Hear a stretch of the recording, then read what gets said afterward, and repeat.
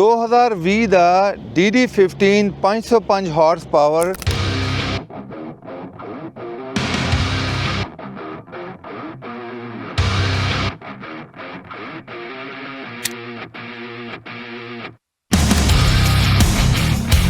ਇਸ ਟਰੱਕ ਦੇ ਨਾਲ ਅਸੀਂ ਸਿਲਵਰ ਸਰਟੀਫਾਈਡ ਪੈਕੇਜ ਦੇ ਰਹੇ ਹਾਂ। ਜੇ ਤੁਸੀਂ ਆ ਕੇ ਇੱਧਰ ਦੇਖੋ ਤੇ ਇਹਦੇ ਨਾਲ ਥਰਮੋ ਕਿੰਗ ਦਾ APU ਵੀ ਲੱਗਾ ਹੈ। ਮਾਈਲ ਹੈ ਜੀ ਇਹਦੇ 516 ਲੇਕਿਨ ਆਵਰ ਸਿਰਫ 11000 ਆਵਰ ਨੇ ਇਸ ਟਰੱਕ ਦੇ ਉੱਤੇ। Top of the line fleet ਦਾ ਚੱਲਾ ਇਨਵਰਟਰ, ਫ੍ਰਿਜ, ਜਿਹੜੀ ਚੀਜ਼ਾਂ ਤੈਨੂੰ ਚਾਹੀਦੀਆਂ ਨੇ ਉਹ ਲੱਗੀਆਂ ਨੇ। ਸਲਾਈਡਿੰਗ 5th ਵੀਲ ਆ ਤੇ ਅੰਦਰੋਂ 5th ਵੀਲ ਜਿਹੜਾ ਅੰਦਰੋਂ ਓਪਨ ਹੁੰਦਾ ਬਟਨ ਦੇ ਨਾਲ। 3 ਮੰਥ 25000 ਮਾਈਲ ਦੀ ਵਾਰੰਟੀ ਦੇ ਰਹੇ ਹਾਂ। ਜਿਹੜੀ ਸੀਲਾਂ ਸੂਲਾਂ ਸਾਰੀਆਂ ਚੈੱਕ ਕਰਕੇ ਦੇ ਰਹੇ ਹਾਂ। ਸਾਨੂੰ ਚੈੱਕ ਕਰ ਸਕਦੇ ਹੋ usatrucksale.com ਜਾਂ ਸਾਨੂੰ ਕਾਲ ਕਰ ਲਓ 183369872224। ਪ੍ਰਾਈਸ ਬਹੁਤ ਟਾਪ ਦੀ ਆ 64895 ਅੰਡਰ 65000 ਇਹ ਟਰੱਕ ਹੈਗਾ।